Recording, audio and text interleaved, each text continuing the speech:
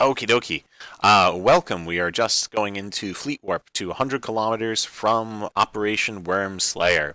Operation Wyrmslayer is very, very similar to Operation Wyrmsbane in that there is a time spawn. Actually, what I've done to make my life a little easier on this mission, I've actually warped a shuttle to the mission first to start that timer up. Start a stopwatch, wait about 2 minutes or so, and then take the time to warp in. Obviously, it depends on how far the warp is that you have to travel to. We've got a good 20 AU warp, so I left right around a minute and a half. So we should be landing just around 2 minutes in. You'll notice I've actually cleared off the groups on my cruise missiles. This is because we're going to have to shoot some triggers. Now, the triggers don't show up until you actually get along the time. So about 2 minutes, 2.5 minutes into the actual mission, we're going to start seeing some triggers appear. We've warped to 100 on the beacon, so we're actually squarely behind the station. You'll notice it's, if you've seen the Wyrmsbane video, it's the same stronghold as the Wyrmsbane video. We're going to be hitting the align button and then MJDing away to cut the DPS heading towards us. Cool.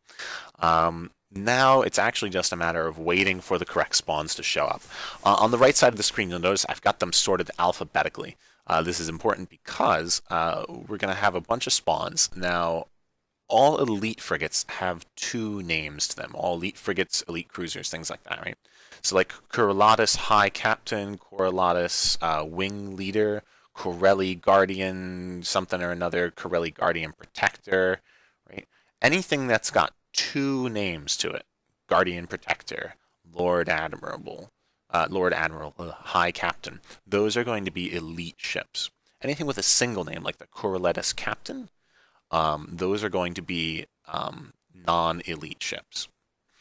This is important because these trigger spawns that are going to appear are going to be non-elite frigates. The fourth non-elite frigate, third or fourth, depending on which one, is the trigger spawn that spawns the only thing you actually need to kill. And you only need to shoot at it. There we go. There's Corelli Safeguard.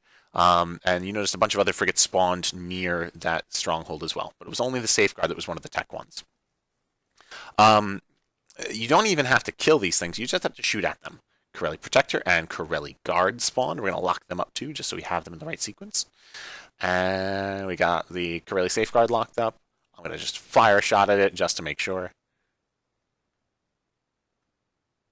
Right, Corelli Defenders. Two of them spawn this time. So this is part of why I ungrouped the guns. So I've got plenty of options to fire at them. Okay, firing at the Corelli Protector and the Corelli Guard. And we're going to wait for the lock time to catch up on the next ones. And you'll see another Protector and Safeguard have spawned. Now we don't really even need to lock them up. The other thing I've done is I've kept the overview set up so that I've got the Shadow Serpentis stuff at the top. So once I've shot that fourth one, there we go, Shadow Serpentis battleship is spawned. We're going to lock that up. And now this is a true Shadow Serpentis battleship in the sense that it is actually a faction spawn. You'll kill it, you will get a chance of getting any of the loot from the faction drop table for Shadow Serpentis. This can include such wonderful things as Shadow Lead Charge, L, great, lovely, more dog tags, additional dog tags, and yeah. Now, once in a while, you'll actually get lucky, and this thing will drop things like a Vindicator BPC, or, you know, Snake Omega. Just the other day, I had a Snake Delta drop. There we go. Shadow Serpentis ship ate a dick and died.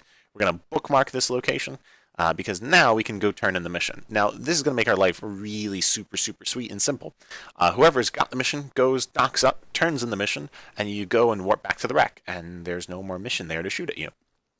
That's pretty much it for Operation Wyrmslayer. Nice, short, sweet, simple, and potentially a whole lot of money. You could make an easy 300 million ISK just by doing this mission. Great. Thanks so much. I hope you enjoy.